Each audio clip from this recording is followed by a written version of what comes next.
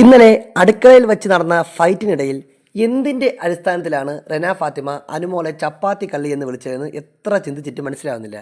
യഥാർത്ഥത്തിൽ അനുമോൾ അവിടെ ചപ്പാത്തി എപ്പോഴെങ്കിലും എന്നെങ്കിലും മോഷണം നടത്തിയതായിട്ട് അവിടെ ആരെങ്കിലും കണ്ടിട്ടുണ്ടോ? ലൈവിലോ എപ്പിസോഡിലോ അല്ലെങ്കിൽ അവിടെയുള്ള വീട്ടുകാരോ ആരും ഇതൊന്നും കണ്ടിട്ടില്ല. അനുമോൾ ചപ്പാത്തി മോഷണം നടത്തിയെന്ന് ലാലേട്ടനോ ബിഗ് ബോസോ ഒരിക്കലും അവിടെ പറഞ്ഞിട്ടുമില്ല.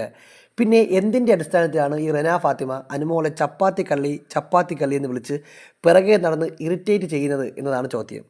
ഇവിടെ നെവിനെയൊക്കെ സാധാരണ എല്ലാവരും കള്ളൻ തമാശ വിളിക്കാറുണ്ട്. അത് മറ്റൊന്നുമല്ല, നെവിൻ തുടർച്ചയായിട്ട് തമാശയ്ക്കെന്നോണം അവിടെ നിന്ന് സാധനങ്ങൾ മോഷ്ടിച്ച് കഴിക്കുന്നത് നമ്മൾ കണ്ടിട്ടുള്ളതാണ്. അതിപ്പോൾ ഉരുളക്കിഴങ്ങാവട്ടെ, തക്കാളി ആവട്ടെ, ആപ്പിൾ ആവട്ടെ, ഇതെല്ലാം നെവിൻ അടുക്കളയിൽ നിന്ന് എടുത്തിട്ട് ഒളിച്ചിരുന്ന് ആരും കാണാതെ കഴിക്കുന്നത് കഴിഞ്ഞ ആഴ്ചയിലെ പ്രധാനപ്പെട്ട ഒരു കണ്ടൻ്റ് ആയിരുന്നു.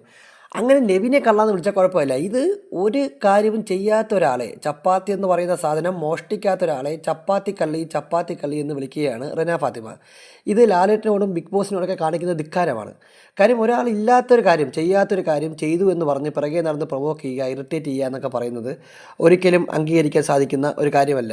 ജിസേൽ മനഃപൂർവ്വം ബിഗ് ബോസ് തന്ന മെറ്റീരിയൽ കീറിയതിന് ശേഷം അവർക്ക് സ്വന്തമായിട്ടുള്ളത് യൂസ് ചെയ്യുന്നു എന്ന് അനുമോൾ പറയുന്നതും തെറ്റ് തന്നെയാണ്. കാര്യം അനുമോൾ അത് കണ്ടില്ല. കാണാത്തൊരു കാര്യം അനുമോൾ എങ്ങനെ പറയും? അതുപോലെ തന്നെയാണ് ഈ കാര്യവും. അനുമോൾ ചപ്പാത്തി മോഷണം നടത്തുന്നത് അവിടെ ആരും കണ്ടില്ല. അപ്പോൾ കാണാത്തൊരു കാര്യം കണ്ടു എന്ന് പറഞ്ഞ് റെന ഫാത്തിമ അതൊരു പേരാക്കിയിട്ട് അനുമോളെ വിളിച്ച് പ്രൊവോക്ക് ചെയ്യുന്നതും ഇറിറ്റേറ്റ് ചെയ്യുന്നതും ശരിയായിട്ടൊരു കാര്യമായിട്ട് തോന്നുന്നില്ല.